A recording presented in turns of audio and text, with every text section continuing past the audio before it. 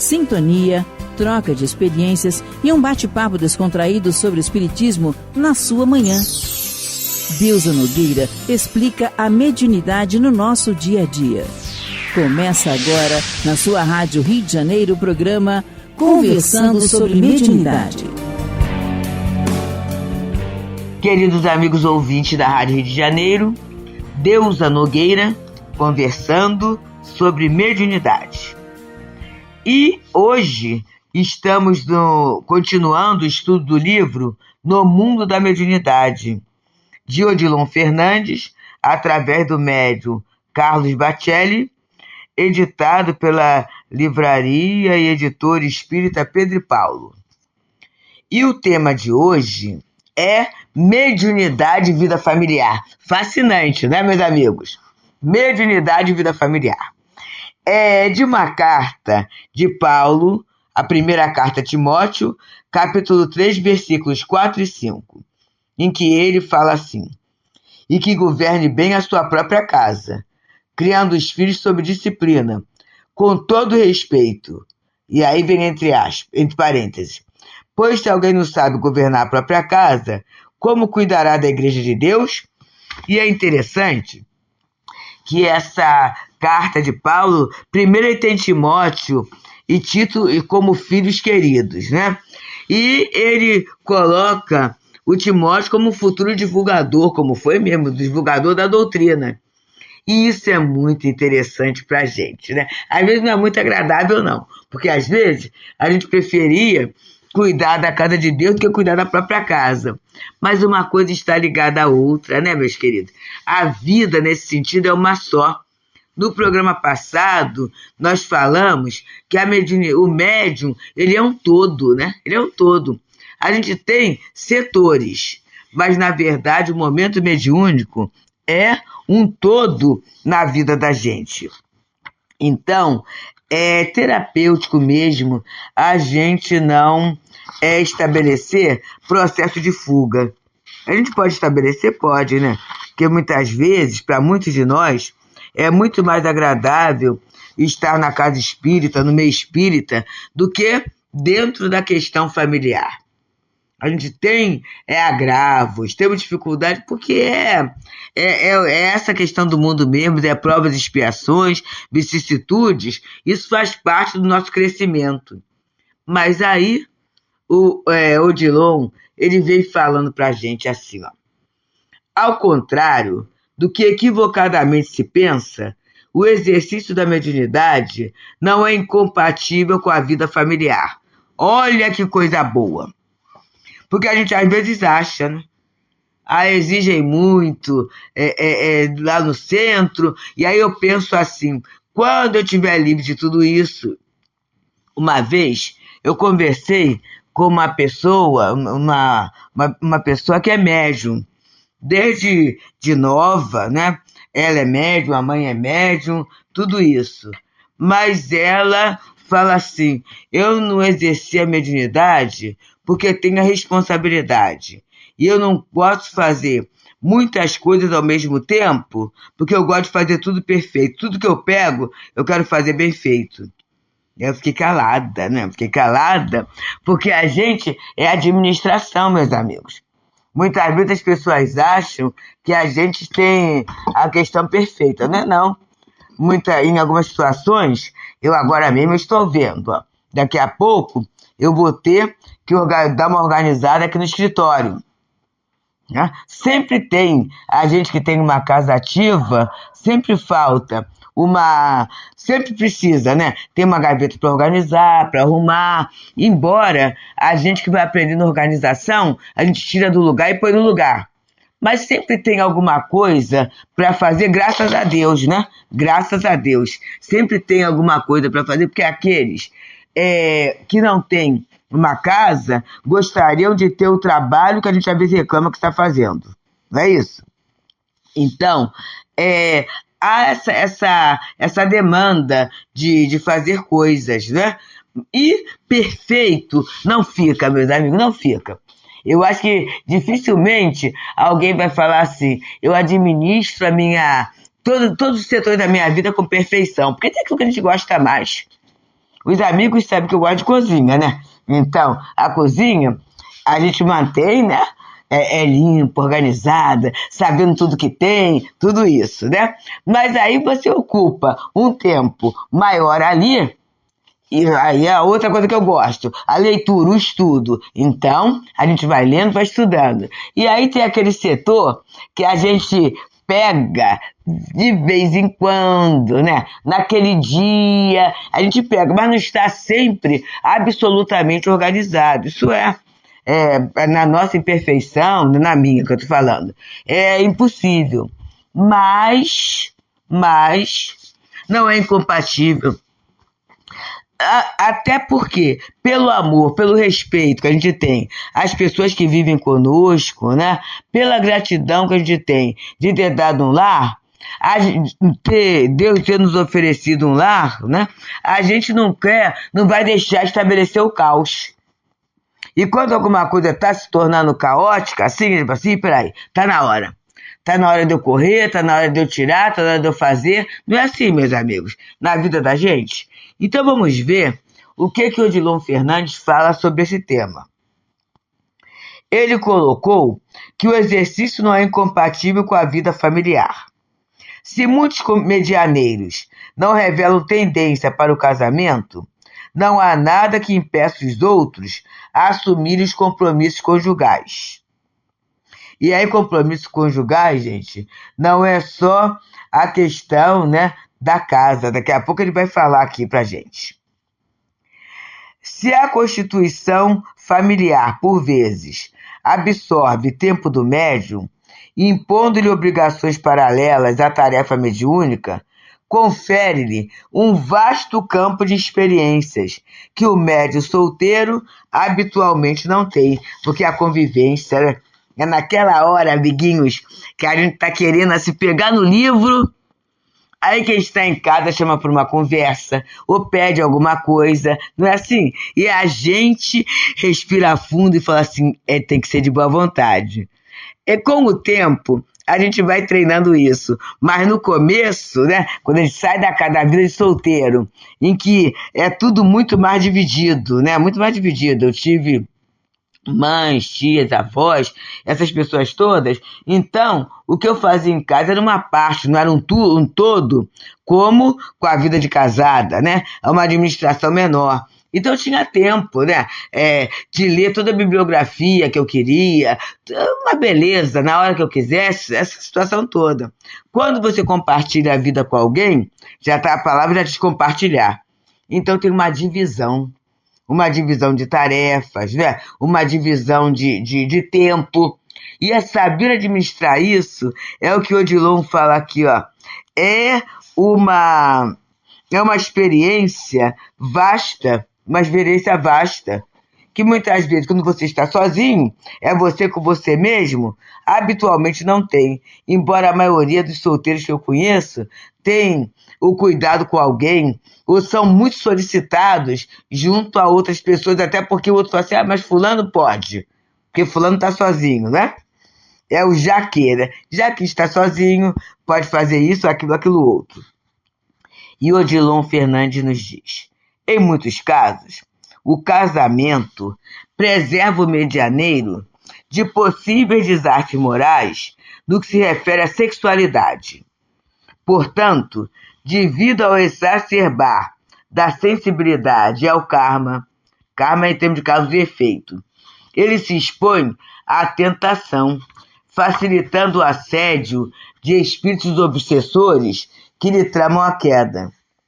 Não é justo que o médium renuncie a seus deveres matrimoniais, faltando afeto ao cônjuge, a pretexto de melhor servir a causa. Então, ele vai começar a falar aqui das abstinências. Abstinência é a abstenção, né, da atividade sexual, é algo que pode e deve ser combinado entre o casal. Eu lembro de uma situação de uma companheira que certa feita foi conversar com o doutor Erma sobre essa situação. E aí, o marido não é espírita. E aí ela virou, ele falou assim, olha, quando você casou com ele, você também não era espírita.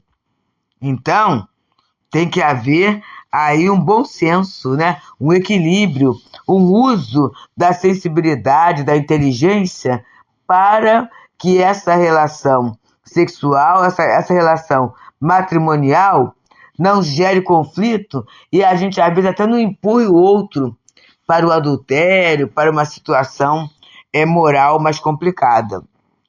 Então ele está dizendo, ó, não é justo que o médium renuncie aos seus deveres matrimoniais, faltando ao afeto com o cônjuge, a pretexto de melhor servir a causa. Quando isso acontece, quase sempre o medianeiro está sob o véu espesso de ocultas intenções, quem sabe, inclusive, vivenciando conflitos que exigiriam de sua parte maior transparência de atitudes. O médium não é alguém livre de cair, reincidir nos erros do pretérito.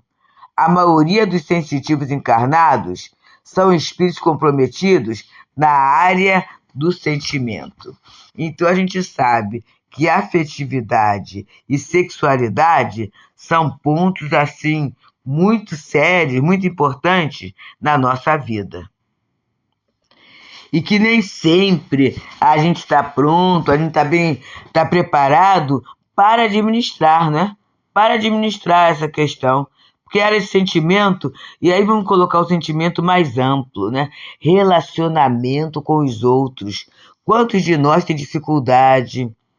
A timidez muito grande, né? A dificuldade de ir para um ambiente diferente, encontrar alguém diferente. Quantos de nós carregamos isto? Né? E sofremos em relação a isto.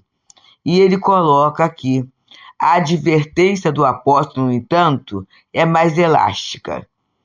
Quantos companheiros de ideal espírita, cuidando de seu progresso espiritual, relegam os familiares, particularmente os filhos, sobre os quais teriam uma influência mais direta, a própria sorte. Empenham-se no esclarecimento alheio, mas, segundo Paulo escreveu a Timóteo, não sabe governar a própria casa. E aí a gente tem a casa física e a gente tem o lar. E quantas vezes o cuidado em relação à casa física é importante para o lar? Criar um momento de estarmos juntos, uma refeição juntas, nessa época digital em que as pessoas vão para o lado de fast food, né? Em que cada um pede lá aquilo que gosta, que quer, e muitas vezes se isola diante de uma tela, sem contato com o outro, né? Sem contato com ninguém. Então ele vai falando, né? Sobre esse cuidado. Muitas vezes o cuidado com a casa leva o lar. Nada contra que a pessoa peça lá a sua refeição, mas vamos sentar juntos. Vamos aproveitar naquele momento, né, da boa conversa, uma música de fundo, alguma coisa para tornar aquele momento de convívio agradável. As pequenas surpresas, os pequenos agrados da vida doméstica, uma bala que se dê, um bombonzinho que se dê, uma bijuteria, um brinquinho que se compre para aquele e para aquela, né? Uma peça de vestuário, alguma coisa simples que a gente possa se presentear, independente de ser aniversário. É assim, lembrei de você, tem um subtexto, lembrei de você, gosto de você. E ele coloca aqui, a condição celibatária de alguns médiuns não deve servir de inspiração para outros que renasceram para o casamento. Pois é, porque aí às vezes eu falo assim, mas fulano é um médium ótimo porque ele não é casado. Não é por isso não. Ele é um médium ótimo porque ele tem como base a Jesus e Kardec. E nasceu, em muitas situações, com aquela determinação, né? Com aquela tarefa. Por isso, ele é um médium ótimo. Percebemos, amigos, como a gente, às vezes, deturpa determinados pontos da vida da gente? Então, aí eu quero seguir o outro. Só que a minha vocação é para a vida conjugal, né? Eu sonhei em ter uma família, eu sonhei em administrar uma família, e muitas vezes esse sonho tem a ver com o nosso planejamento reencarnatório. Então, ele fala aqui, o homem que contraria a sua natureza sexual, sem que esteja preparado para semelhante renúncia, mais cedo ou mais tarde se complica, terminando por se tornar escravo das paixões exacerbadas. Pois é, porque muitas vezes a criatura, ela não casa, né? Mas ela vive abrasada, como diz Paulo, né? Ele fala no momento, é melhor casado que viver abrasado, porque ele não sabe como canalizar a sua energia sexual. E aí ele acaba se tornando escravo de certas paixões. E a gente sabe na literatura, né, espírita e não espírita, os casos até de enlouquecimento em função dessa dificuldade. E continua Odilon a falar. Consideremos, por outro lado, que em muitos sensitivos a renúncia é apenas aparente, já que não raro, a sua vida íntima nada tem a ver com a sua vida ostensiva. E efetuamos tal abordagem, porquanto, infelizmente, são muitos os que confundem tarefa mediúnica específica com a castração de seus anseios naturais numa vida a dois. Olha as confusões que a gente faz. Porque existem tarefas mediúnicas específicas que o médium vem até para desempenhar. Mas a vida natural, né? A vida material, a vida sexual, ela pode ser vivida, né, de uma forma plena, de uma forma linda, até porque é através do relacionamento sexual que há a geração dos filhos, a prole, e há também não só isso, a gente aprende a troca de energias, de manutenção fluídica entre os cônjuges, né? Um abraço, um momento de afeto, isso tudo vai trazer compensação fluídica, compensação emocional, nutrição psíquica. É uma troca que há entre os dois, de uma forma mais íntima, de uma forma mais produtiva, né? E que pode acontecer também na presença dos amigos. É algo natural na nossa vida. E aí continua ele a falar que os médiuns que demonstrem inclinação para o casamento se casem e procurem harmonizar a sua situação familiar com a mediunidade, sem prejuízo de nenhuma de suas obrigações. Aí é o guia falando. E é o esforço nosso. Quer dizer que a gente vai sair sempre vitorioso? Não. Não vai sair vitorioso sempre. Mas a gente vai sair no esforço, né? No trabalho, na consciência. A doutrina espírita nos traz essa consciência. Nós somos espíritos encarnados, então a consciência profissional, do exercício profissional equilibrado, limpo, lúcido, a consciência da harmonia familiar, da convivência social, da convivência na casa espírita. Então, são responsabilidades que a gente vai, pouco a pouco, meus amigos, enxergando, né? Enxergando. Qual é o meu papel dentro desta atividade? Qual é o meu papel dentro desse convívio? Essa pessoa que chega à minha vida, qual é o meu papel junto a ela? E a gente vai, assim, aos poucos, trabalhando, descobrindo, né? Aproveitando muito mesmo. E a partir desse aproveitamento, a gente cresce e a gente vai se sentindo mais fortalecido. Tem essa questão também. Eu conto sempre, não tenho nenhum pudor em falar da questão da organização. Aí eu tinha, né, muitos papéis, ainda tem muitos papéis, mas melhorou muito, né? E aí eu queria muito organizar, né? No fundo, a gente quer organizar o tempo para fazer o que é prazeroso.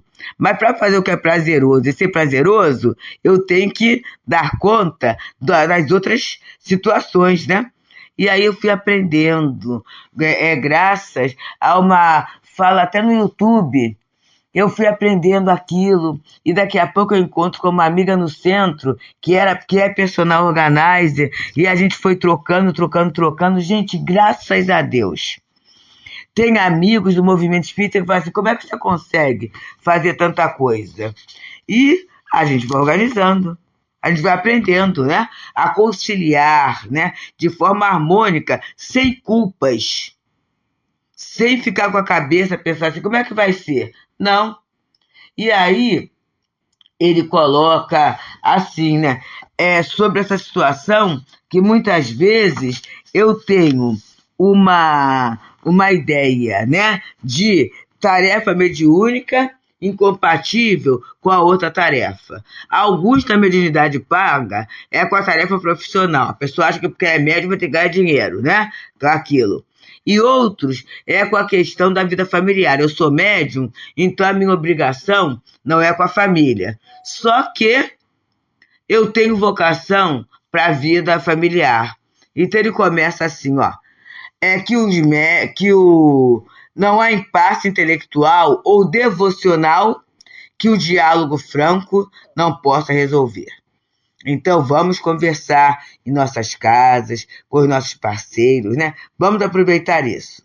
E aí ele continua dizendo, a união matrimonial em que um dos cônjuges se submetesse ao outro, anulando-se em seus ideais de realização pessoal, estaria fadada ao fracasso, e assim sendo, melhor que não se consumasse. Pois é, né?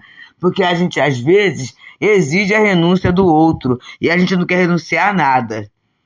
Às vezes, até pela gratidão, eu falo aqui em casa, né? Na vida familiar, antes do Tereza, né? A gente tinha uma atividade, do Tereza Dávila, a gente tinha uma atividade muito maior do que o Heber, que é o nosso cônjuge. E aí, mas eu sempre fui muito grata a ele, pelo suporte, por tudo que ele me proporcionou para que eu pudesse fazer. E isso é uma gratidão. E aí você tem que dar alguma coisa em troca disso, né? O afeto, o respeito, o acolhimento, você tem que fazer isso. Sabendo que se não fosse aquela pessoa na sua vida, você não daria conta. Não daria conta. Em relação ao meu próprio filho mesmo, sabe? É a parceria de muitas vezes buscar na escola, outras vezes levar, em algumas situações, ajudá-lo nos deveres de casa, sabe? Então a gente sempre dividiu muito, e isso com certeza, meus irmãos, naturalmente dá muito certo.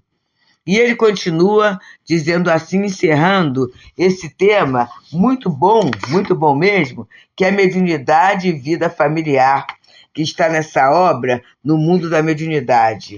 Odilon Fernandes encerra falando assim, respeitemos os companheiros e não questionemos a condição sexual ou afetiva um dos outros, convictos de que ela será pertinente a cada um de nós.